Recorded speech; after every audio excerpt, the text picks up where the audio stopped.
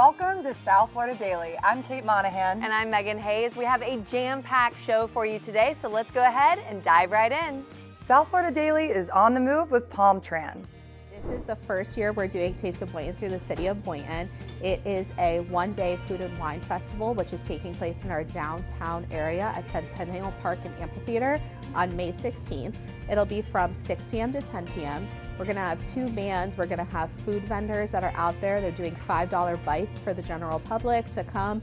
You can take different samples from all the different food vendors in the area. We're having a market area, which will have 40 vendors where you can buy retail items and crafts and art items.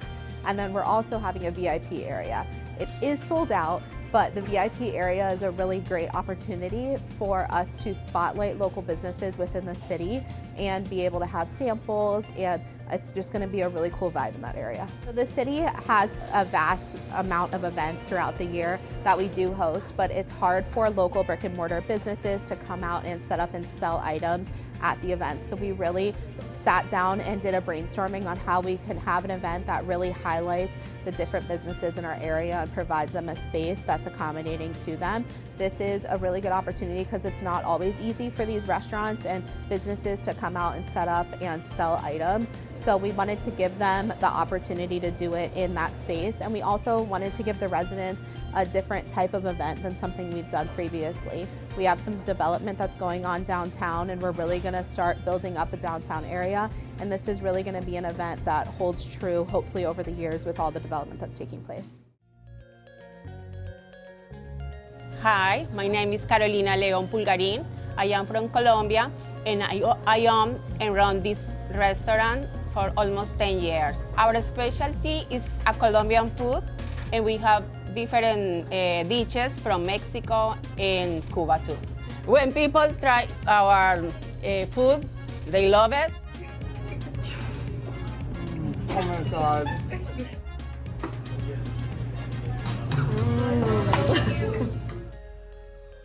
We will offer samples of our appetizers, like empanadas, cheese bread, pork belly, typical from Colombia. We will offer too ropa vieja, that is typical from Cuba, and maybe another things. I will surprise. I want to say thank you to the City of Boynton because they help me a lot. They support my business. I love the city. I love the people, and I am very happy to participate in this kind of events. Come hungry, get excited. We have two great bands, No Big Deal, and the people upstairs will be performing. DJ So Nice will be out there, and we're just gonna have a lot of fun. So it'll be a really good event to come out. It's a Thursday night, so you shouldn't have any plans, so come out and enjoy.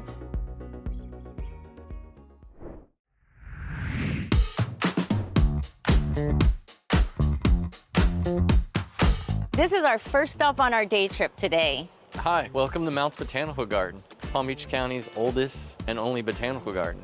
We're a 20-acre botanical garden here in Palm Beach County. We're made up of a bunch of different display gardens, and it's just a great place to visit if you have the time. Do you change out the plant exhibits? Oh, we do. We do winter annuals here and summer annuals, so the colors are always changing and different trees are blooming with different seasons. What should people bring with them when they come to the gardens? Some basic things, sunglasses, a nice wide brim hat, sunscreen, bug spray in the summer months, maybe some snacks, a water bottle. There is no food on the property, so you need to bring your own food. And just give yourself at least an hour or two to take in all the beauty here. I heard that when you come here, it feels like you've stepped into the Amazon.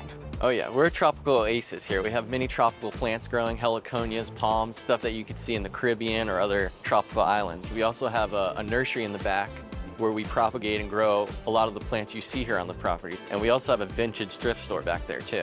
What's in there? Just unique stuff that people donate to us. You never know what kind of treasure you can find in there. Oh, wow. What's your favorite spot here at Mounts? My favorite spot here in the garden is the Tropical Shade and Color Island. All these koi fish were rescued from ponds or people's aquariums that they got too big for. So they live out their life here. How many different species inhabit the butterfly garden? Many species. We have a lot of nectar plants and host plants that they thrive on. And also visitors like to come here and take photography of the butterflies. All of that exploring has really worked up my appetite. Let's hop in a ride-sharing service to take us to our next location, Hive Bakery and Cafe.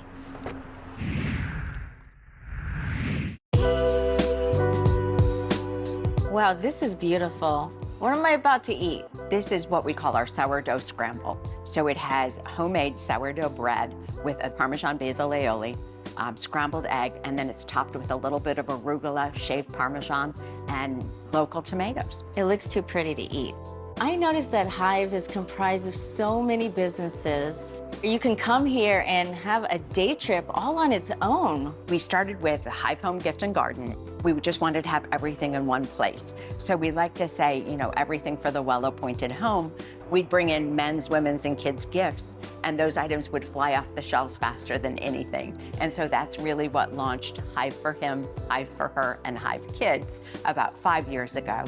And then to round out our campus, we also opened up our bakery and cafe. We're a from-scratch bakery and cafe. The cinnamon morning bun, they use the croissant dough with the cinnamon sugar, and it's probably our best-selling item in the bakery case. And we just wanted a place for our clients that when they're here, they can kind of, like you said, make a day of it at Hive. They can start out in the boutiques and then come have lunch and then end up in the home store.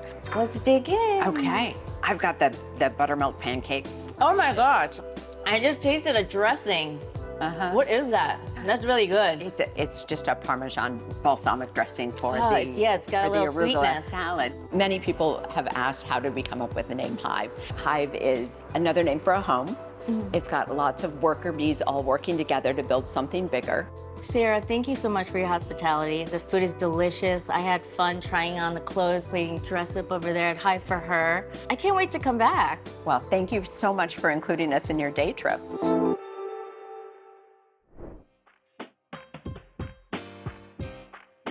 Dining in the dark, you eat without your sight. So it's a multi-sensory experience without one of your senses, which means that your other senses are enhanced. And it makes for a really cool, unique culinary experience overall because it takes your meal to a completely different level and you get to enjoy the flavors, the textures, the ambiance way more in a way that you wouldn't have otherwise. Guests, once they come in, they will be provided a blindfold that they'll put on themselves and they'll be guided through a multi-course meal that is curated by the chef of the restaurant that we partner with. Particularly for Sushi Baibu in Fort Lauderdale, they have a sort of disco theme. So it adds on to with the ambiance of having your senses heightened, you know, you're hearing, you are listening to disco music when you first arrive. It's definitely in disco ambiance. So they provide a really cool 12-course omakase experience, and you have an MC kind of guiding you through the experience, you know, making it so that you get to guess after every handful of courses what you might have eaten. We also are partnering with Marigolds by Brad Kilgore in Miami, so in Wynwood, and that is specifically a 3-course menu that is also a mystery menu, and guests get to choose between one of 3 menu options: a meat option, a seafood option, and a vegan option. Back in 2020, Fever, which is the global leading entertainment discovery platform, saw that there was a huge demand and a big trend in discovering new gastronomic experiences, whether that be for, you know, date nights or whether that be for fun big groups. And so we came up with this concept that was called, you know, Dining in the Dark. And it's an amazing experience where you can truly go for any kind of occasion, and we've seen it all. So we've seen people celebrate their birthdays with their friends, with their partners.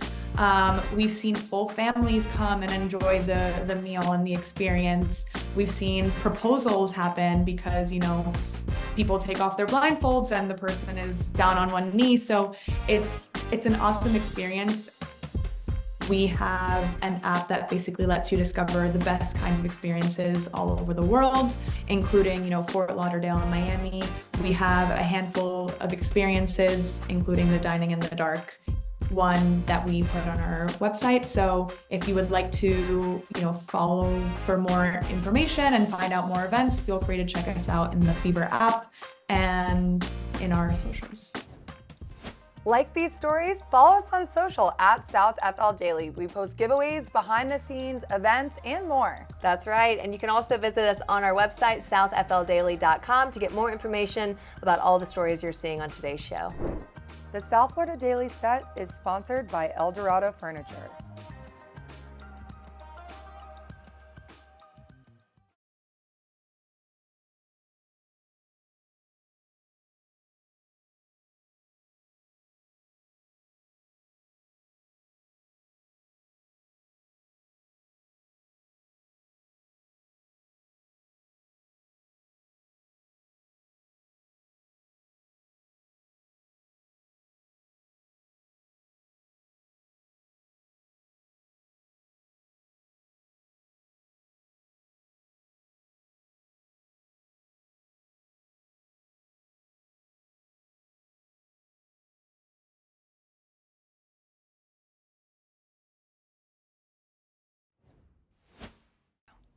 Welcome back into South Florida Daily. Megan, I start thinking about the weekend on Tuesdays. I do too, Kate, but why wait for the weekend when there's so much going on during the week? Absolutely. If you're looking for a great happy hour spot or a weekday or weekend event, hit up our friends at In Palm Beach. Kate sat down with one of the founders. Here's what she had to say. Chances are, if you've been scrolling on Instagram looking for places in Palm Beach to go, you've come across the popular Instagram account, In Palm Beach. I sit down with Liv Miles, who's one of the founders.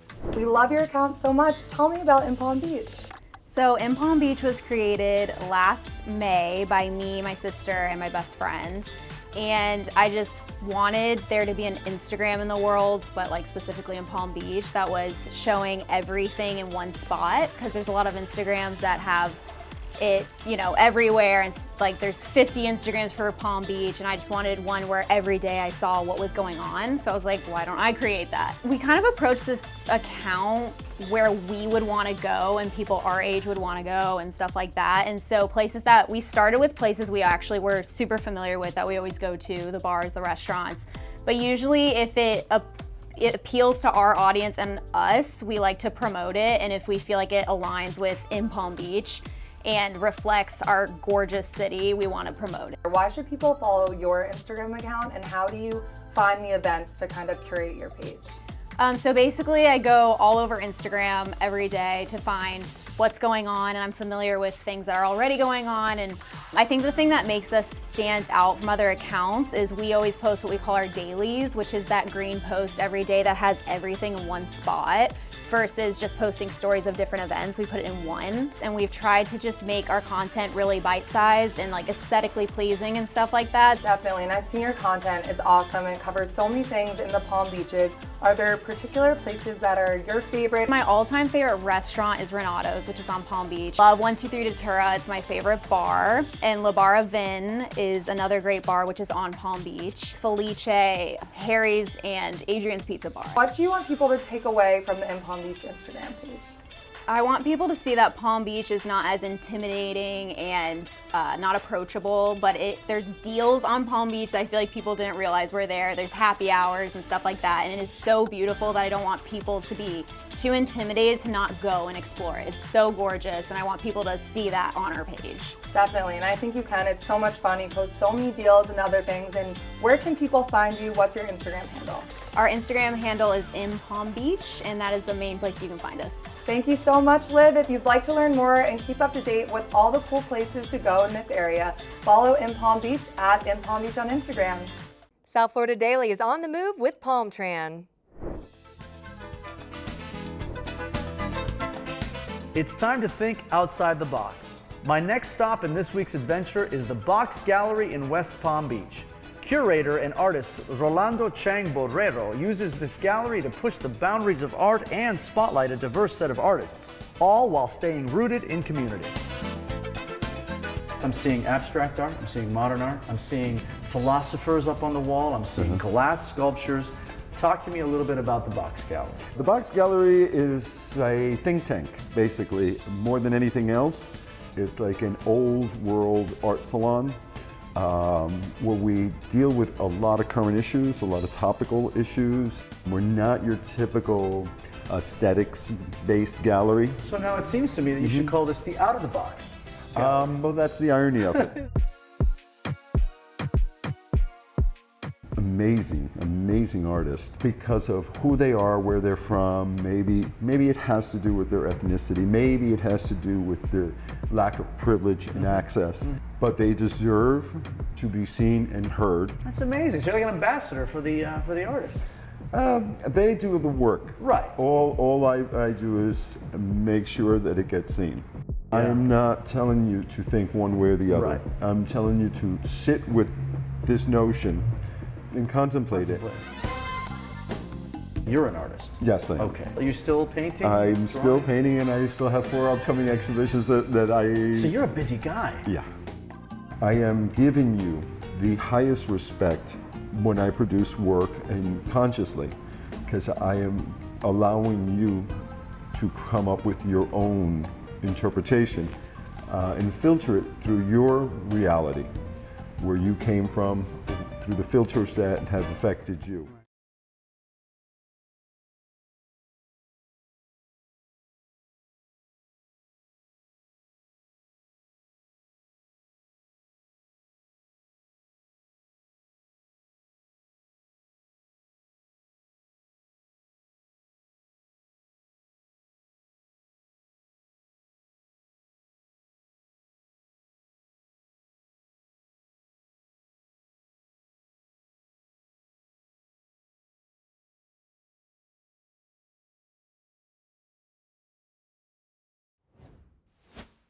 South Florida Daily is on the move with PalmTran.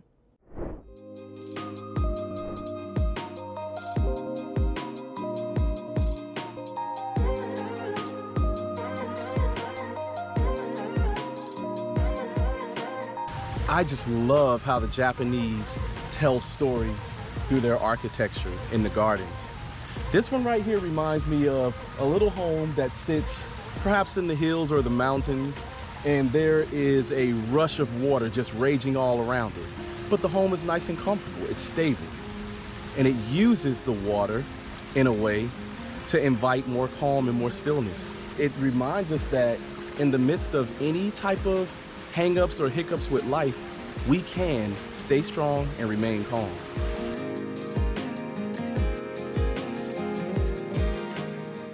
Waterfalls are such an integral part of Japanese culture, and in sculpting gardens here at the Murakami Museum and Japanese Gardens, they actually took painstaking care to make sure that waterfalls were here and that they remind us that everything that goes up must come down, but everything that goes down eventually works its way back up. This waterfall is an everlasting flow of water. It never runs out of water, it never runs dry. It's a reminder that our lives are set up in such a way that everything continues to flow out from us and flow back into us. So we got to be extra mindful of what we put out and what we intake.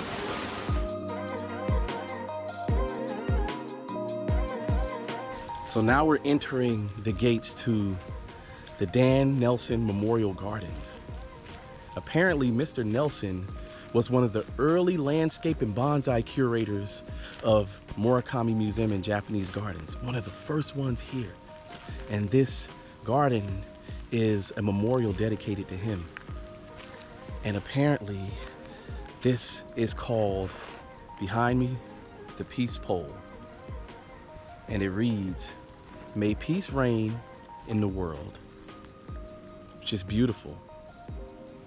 Somebody who is not Japanese at all, somebody who more than likely was European, took the time to learn someone else's culture, learn another way of life, and not only learn about it, but to actually act in a way to help preserve it. And that is not possible unless there was peace in his heart with who he was and who others were. So yes, may peace reign in the world.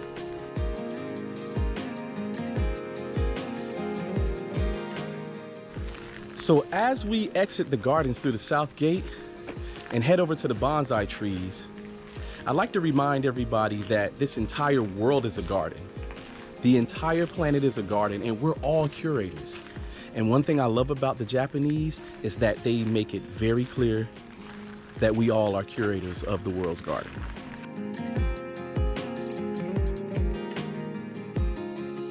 Bonsais and art without borders, enjoyed by people of all cultures. Let's take a look at the bonsai here.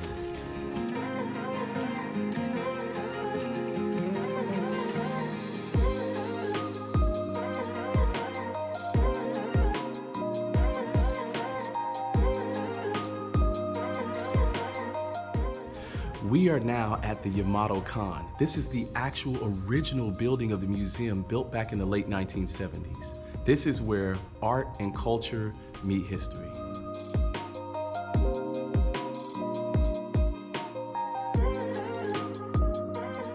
Now, what would a Japanese garden be without a Buddha?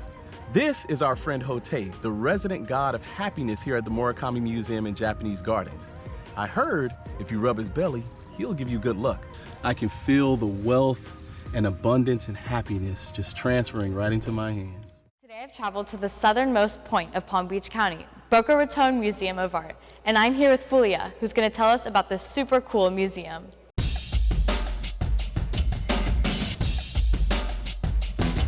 This is Boca Raton Museum of Art. We are located at the north corner of Meisner Park. We are a beautiful museum, not very large size. We are on 2-story. We usually show our traveling exhibitions, current exhibitions on the main floor galleries. And the second floor galleries, we have always the permanent collection is there. Right this moment on view, traveling exhibition is Imagining Florida, the history and myth in the Sunshine State. We have upstairs on the second floor a part of this exhibition, Daniel Faust, the photography from the 1980s. The rest of them second floor is our permanent collection, which we have a contemporary art, we have a very nice glass studio, we have pre-Columbian and African artwork. We have beautiful sculpture garden outside, and the sculpture garden is most popular for the children because this is the only place they can touch the artwork, they can enjoy. The kids love the sculpture garden.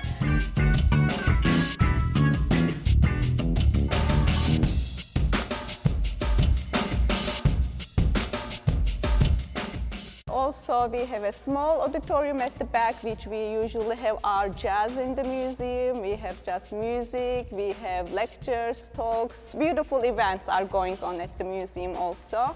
And also we have a piano on the main floor. We have very nice classic music concerts. A lot of fun to be here. Really nice.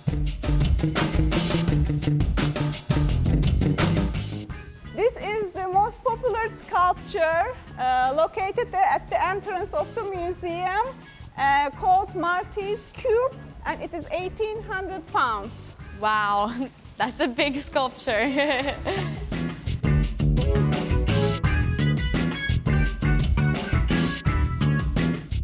So whatever art you're into, you should come and check out the Boca Raton Museum of Art. Thank you so much, You're Fulia. welcome anytime. Come and visit us, please. Who knew art could be so much fun? Thanks for joining us here on South Florida Daily. Don't forget, we'll be back here tomorrow for another great show on Fox 29 at noon. Check us out on social at SouthFL Daily. And for more on these stories, visit our website, southfldaily.com. We'll see you back here tomorrow. Have a great rest of your day.